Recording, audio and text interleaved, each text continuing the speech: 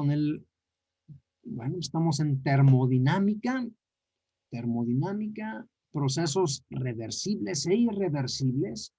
Se le llama reversible aquel proceso en el que el sistema puede retornar a sus condiciones iniciales a lo largo de la misma trayectoria sobre un diagrama presión-volumen. Y cada punto sobre esta recta es un estado. Más que sabemos que por experiencia, en la vida real, en la vida cotidiana, aquí nos lo dicen, son irreversibles, la mayor parte. Prácticamente todo en la naturaleza es irreversible. Entonces, aquí me lo dice, todos los procesos reales son irreversibles. El proceso reversible es una idealización. Si un proceso real ocurre muy lentamente, tal que el sistema siempre está muy cerca de un estado de equilibrio, el proceso se puede aproximar como reversible, o sea, que lo hagamos despacito, o sea, que aquí tengamos, digamos, que un vaso con agua y lo vamos moviendo, etcétera, y lo más lento posible. Bien, en el siglo XVIII, principios del siglo XIX, existe este físico, ingeniero francés, Sadi Carnot. Veo que pues, fue poca su existencia, nada más 36 años, bueno, pero dejó un legado, ¿verdad?, en el mundo de la termodinámica. Él hace referencia a la ecuación de la eficiencia. Nada más que la ecuación de la eficiencia está en términos de energías. Él hace una pequeña variación y le adopta temperaturas, ¿sí? Le da una pequeña variación. Entonces él demuestra que una máquina térmica que funciona en un ciclo reversible ideal entre dos depósitos de energía es la máquina más eficiente posible. Se refiere a una fórmula. Tal máquina ideal establece un límite superior sobre las eficiencias de todas las otras máquinas. ¿Sí? Vamos a ver a qué se refiere. Ninguna máquina térmica real que opere entre dos depósitos de energía puede ser más eficiente que una máquina de Carnot que funcione entre los mismos dos depósitos. La eficiencia de una máquina de Carnot solo depende de las temperaturas de los depósitos. Vamos a ver entonces cuáles son esas condiciones. Aquí está la fórmula que aquí está planteada. Eficiencia térmica de una máquina de Carnot. Entonces vemos que se parece a la ecuación donde teníamos aquí una Q del depósito frío, que era la energía que se perdía. Y aquí tenemos otra, teníamos la Q que se obtenía del depósito caliente. En el caso de Carnot, él pone temperaturas en kelvins. Entonces son temperaturas en kelvins del depósito frío, ¿sí?, a donde en este caso pues en la vida cotidiana es el medio ambiente. Y esta otra es la temperatura del depósito caliente. Entonces la eficiencia en esta fórmula va a aumentar conforme la temperatura del depósito frío sea baja. Así que entre más baja sea esta temperatura, más se aproximará a la unidad. O la otra es que mientras esta temperatura del depósito caliente sea más grande, mientras más grande sea este número, también la eficiencia térmica se aproximará al 100%. Quiere decir que entre más grande sea la temperatura que extraigamos de un depósito caliente, será más eficiente la máquina. ¿Y cuál es el impedimento ante esto? Pues recuerden que los metales, por ejemplo, con los que se construyen los motores, etcétera, esos metales tienen un límite, no pueden aguantar hasta cierta temperatura, ¿sí? Acuérdense que hay un cambio de fase en cada metal. Entonces, ahí es donde nos topamos con esa situación. Ustedes pueden incrementar la temperatura, pero lo soportará el recipiente, el metal. Entonces llega un momento en el que ya se derriten. Entonces dice, en casos prácticos, la temperatura del depósito fría está cerca de la temperatura ambiente. ¿Y cuál es la temperatura ambiente en promedio? Aquí me dice que 300 kelvins. Si yo lo convierto a Celsius, son más o menos, aquí dice 27 grados Celsius, aproximadamente. ¿Sí? Y la otra, pues incrementar la temperatura. Entonces aquí hay mucha chamba para los ingenieros técnicos que se dediquen o se quieran meter en estos campos, buscar eficiencias. Una máquina térmica con ciclo de Carnot que funciona en reversa en el caso de la bomba de calor. Ahí la que aplica para el coeficiente de rendimiento dice que es, dice la bomba, que funciona en reversa constituye la bomba de calor más efectiva posible y ello determina el máximo rendimiento para una combinación dada de temperaturas de depósito caliente y depósito frío. Sigue estando esa fórmula presente también. Para poder obtener trabajo mecánico del calor es necesario contar entonces con dos fuentes de calor a diferentes temperaturas, la del depósito caliente, la del depósito frío. Bien. Ahora, hablando de los motores, vamos a ver a grandes rasgos la descripción del funcionamiento de ellos. Bueno, los motores funcionan por ciclos. ¿Sí? Aquí se destacan 4 ciclos. Dice, en cada ciclo de un motor de gasolina se presentan ciertos procesos. El pistón se mueve hacia abajo y una mezcla gaseosa de aire y de combustible entra al cilindro a presión atmosférica. Bien, la energía entra al sistema, al interior del cilindro. Y luego aquí donde tengo esta parte, más que aquí me tengo que salir para que se alcance a ver. Ahí. Bien, entonces mencioné, son 4 tiempos. Primero el de admisión, que lo acabo de mencionar. Se produce la apertura de la válvula de admisión aspirando la mezcla de aire y combustible al interior de los cilindros. Y luego sigue la compresión.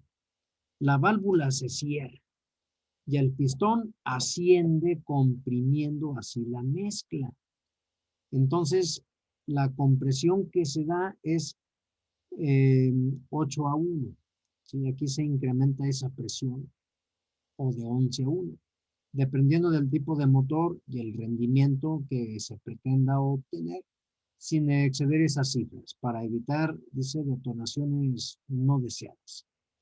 Bien, entonces viene posteriormente, a raíz de esa compresión, pues la interacción, la fricción provocará una explosión.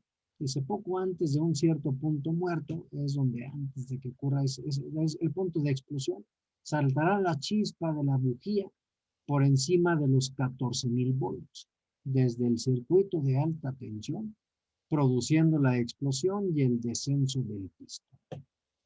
Y finalmente viene el escape, y aquí termina el ciclo. Desde a su vez se abre la válvula de escape y el pistón vuelve a elevarse, empujando los gases quemados para ser expulsados a través del sistema de escape y dando de comienzo al ciclo completo de nueva cuenta. Bien, aquí en estos 4 pasos viene descrito en forma sencilla ese procedimiento de los motores. Por supuesto, alguien que se dedica a ese tema seguramente podrá todavía ilustrar más. ¿Sí? O sea, hay material, por ejemplo, para esto de los proyectos, exposiciones. Pues aquí estoy viendo material. ¿Sí? Perfecto. Y luego continuamos. Continuamos en la cuenta. Bien. Entonces, Se podrían definir los motores de gasolina como máquinas termodinámicas encargadas de convertir la energía química de la ignición provocada por la mezcla del aire y el combustible en energía mecánica para producir el desplazamiento de un vehículo. Pues aquí nos lo describe muy sencillo, ¿verdad? Obviamente los que se dedican en este campo de los motores, pues ya esta aplicación que le han de dar y el entendimiento, pues sería genial poderlo escuchar de parte de ellos. Continuamos entonces. Bueno, eso fue lo de los motores. Vamos a hablar de otro tema llamado entropía. Entropía, la letra S es con la que matemáticamente se le representa y está ampliamente relacionado con la segunda ley de la termodinámica, entropía. Antes de comentarlo, recuerden que la segunda ley de la termodinámica nos dice que hay procesos en la naturaleza que, que por sí solos ya existen, ¿sí? Y que la tendencia es que de un estado ordenado se tienda a uno más desordenado. Sí, poníamos el ejemplo de la casa que la dejamos una semana, 2 semanas y volvemos y la hallamos lleno de polvo. ¿Sí?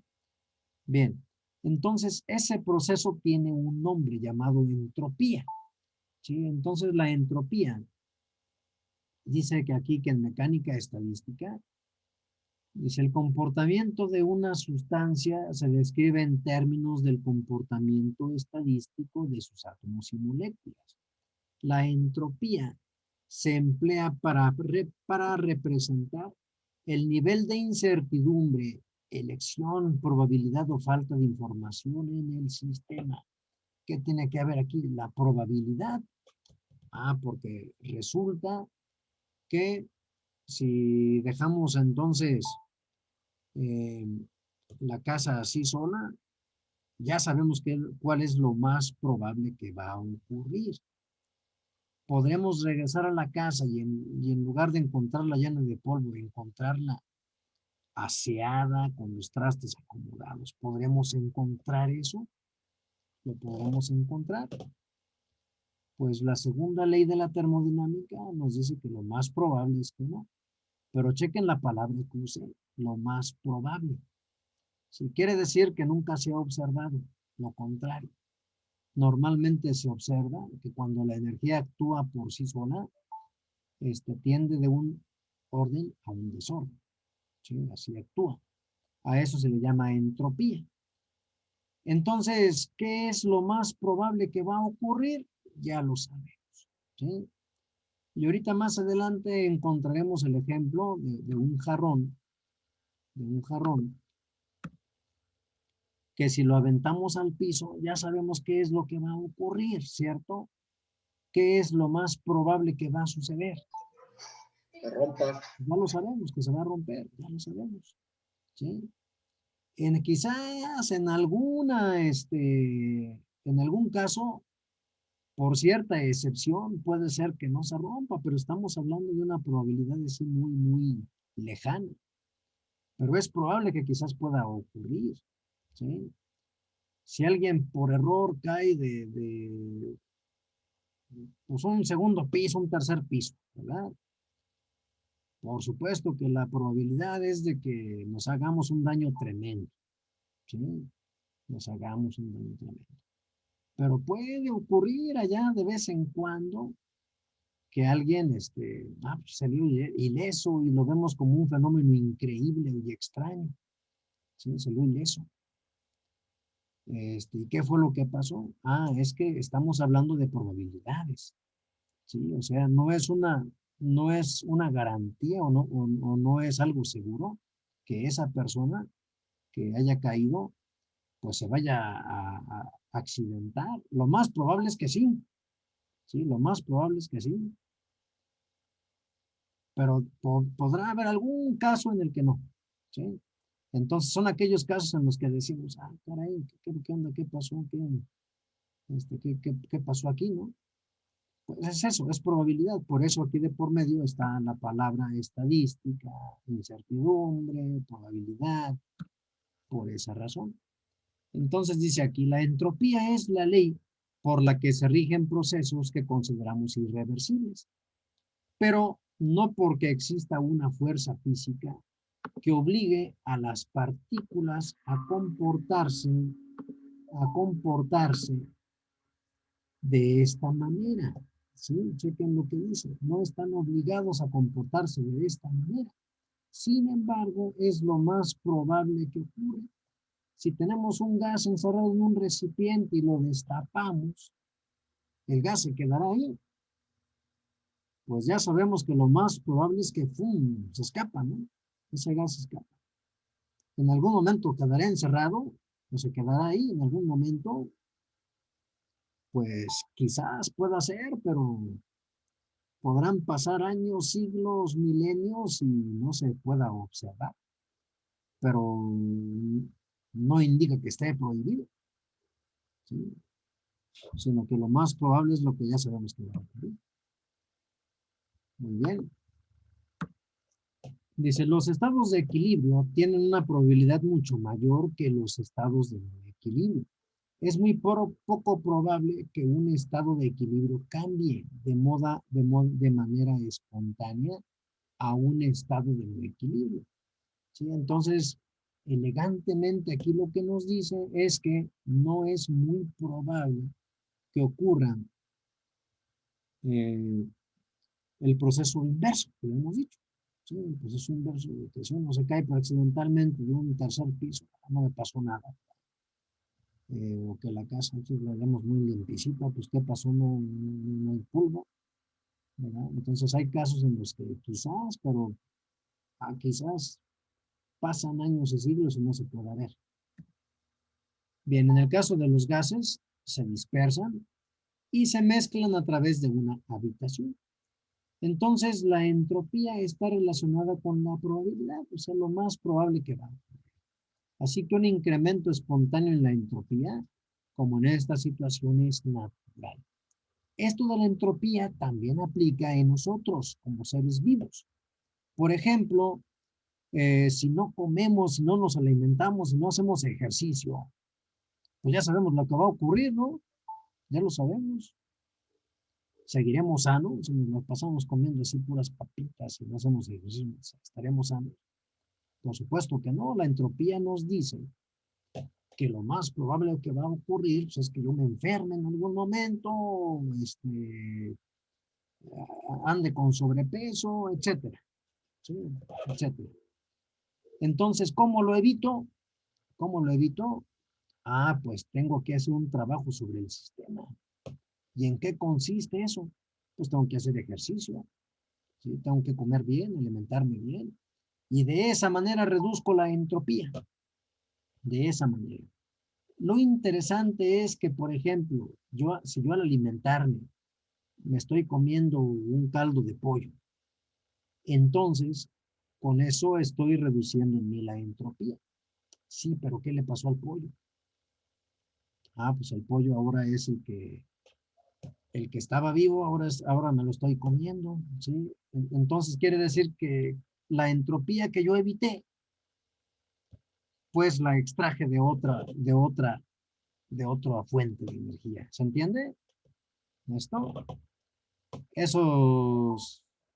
Esas tortillas de maíz que me estoy comiendo y que reducen en mí la entropía, bueno, pues antes eran plantas, era maíz, un campo sembrado, ahora ya fue extraído, todo ese maíz pues ya lo arrancaron, ya los granos, etcétera. Entonces, esa energía que extraje para evitar en mí la entropía, la transfería a otro lugar, ¿sí? Entonces, interesante esto de la entropía. Así que, no sé si se vaya entendiendo la entropía. Sí, profe. Profe, Está interesante ese tema, ese de la entropía. Luego viene aquí el del jarrón que se cae. Ya me dijeron ustedes que por probabilidad se va a romper. Chequen lo que dijimos, por probabilidad. En una de esas, allá muy, muy lejana, quizás no se rompió el jarrón, ¿qué pasó? ¿Verdad? Son de los casos que decimos, pues, ¿qué onda? ¿Qué pasó? ¿Verdad? Entonces, lo más probable es que se vaya a romper y los pedazos se esparcen. Bien, vamos a agarrar los pedazos y los vamos a volver a lanzar al piso. ¿Qué va a pasar? ¿Se armará el jarrón? ¿Qué probabilidad hay de que vuelvan a adoptar la forma del jarrón? ¿Qué probabilidad hay? Es muy poco probable. Bien dicho, es muy poco probable. Tan poco probable que podrán pasar años, milenios, y no lo vamos a ver. ¿Sí? Pero entonces, ¿está prohibido que pase? No, no está prohibido, pero durante todo lo que llevamos en la existencia humana no se ha visto que eso ocurra. Así que por el principio de entropía, lo más probable es que adopten otra distribución, que es a lo que le llamamos caótica o desordenada. Es decir, ni siquiera van a caer los pedazos en el mismo lugar, ¿sí? Ni siquiera van a caer de otra manera. Es una forma caótica, desordenada. Eso es lo más probable que sabemos que va a ocurrir. Bien, con el jarrón. Entonces hay muy pocas probabilidades de que los pedazos se vuelvan a reconstruir y formen el jarrón. La única forma de hacerlo y que se alcanza a ver es que pues hay gente que se dedica por ejemplo, en esos países orientales donde, bueno, hay documentales ahí que se ven de China, donde ellos se dedican a reconstruir los jarrones, ¿sí? Porque les tienen un valor especial y todo ello, por su cultura. Entonces, pero estamos hablando de una tercera persona que aplica una energía, ¿sí? Aplica una energía para evitar esa entropía. Entonces, pero físicamente no hay ninguna ley que lo impida. O sea, en este caso no podemos decir que es imposible. Pero chequen lo que dice. Simplemente es extremadamente improbable. Tanto que no podría darse ni en toda la edad del universo. O sea, lo podríamos hacer una y otra vez avanzando los pedazos, a ver cuándo se forma el jarrón. Pues no se ve para cuándo. Si agarramos un montón de hojas de papel ordenaditas, las aventamos así para arriba. ¿Qué probabilidad de que devuelvan a caer ordenaditas aquí en el escritorio? ¿Qué probabilidad hay? ¿Qué probabilidad hay? Pues? De la misma manera que con el jarrón, realmente es muy poco probable. Bien dicho, la palabra es correcta, es muy poco probable, correcto. Entonces, eso es la entropía, ¿sale? También, por ejemplo, con esto de la entropía,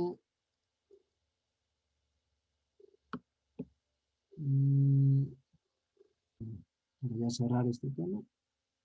Entonces, esto de la entropía se relaciona con el esparcimiento de energía.